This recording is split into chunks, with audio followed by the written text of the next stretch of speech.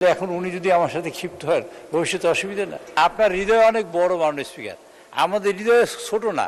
একটা বিষয় হলো যে আপনি এই সেলিম ভুঁইয়া সাহেবকে আমি সময় বরাদ্দ করে দিয়েছি এখানে 8 মিনিট, আপনি বলেছেন 6 মিনিট, উনি ক্ষিপ্ত হয়েছেন এবং আপনি বলছেন চিফ হুইপ হিসেবে টাইম বরাদ্দ করেন। তাহলে এখন উনি যদি আমার সাথে ক্ষিপ্ত হয় ভবিষ্যতে অসুবিধা না।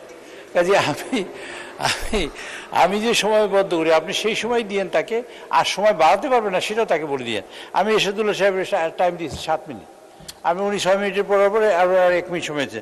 আপনি যদি কেউ সময় বাড়ান সেই সময় তো আমাদের হাতে নেই, আমরা হিসেব করেই টাইম দিয়েছি এখানে। কাজে আপনি সেভাবে করলে আমারও সুবিধা আপনারও সুবিধা। মাননীয় স্পিকার, আপনাকে ধন্যবাদ। মাননীয় চিফ হুইপ, আপনাকে অসংখ্য ধন্যবাদ। আপনি টাইম ফ্রেমটা করে দেন। আমি জানি যে 6 মিনিটের পরে আরো 2-3 মিনিট বাড়াতে হবে, সেটা হাতে রেখে আমি করি। ঠিক আছে, একসাথে দিয়ে দিব, আমাদের কোনো আপত্তি নেই। আমি 8 মিনিট যখন দেয়া থাকে আমি চিন্তা করি ঠিক আছে 6 মিনিট দিলাম, আর 2 মিনিট তো বাড়াতে হবে, সেই 2 মিনিটটা যেন অ্যাড হয় সেই হিসাবে দিই। আর ক্ষুব্ধ হবেন না আশা করি ইনশাল্লাহ কেউই, আপনার প্রতি সবাই সহনশীল। আপনার হৃদয় অনেক বড় মাননীয় স্পিকার, আমাদের হৃদয় ছোট না। আমরা অনেক সময় দিতে চাই, কিন্তু সময়ের একটা কনস্ট্যান্ট থাকার কারণে আমরা একটা হিসেব করি যে কতটুকু সময় দিতে পারি। আপনি যদি মাননীয় সদস্যদের খুব বেশি অনুরোধ না করেন বা আপনি বলে দিন যে এইটাই আপনার সময়, এখানেই আপনি শেষ করবেন, তাতে আমার জন্য সুবিধা হয়। এই পরিমাণই সময় আমরা দিতে পারি, তারপর আর দিতে পারি না।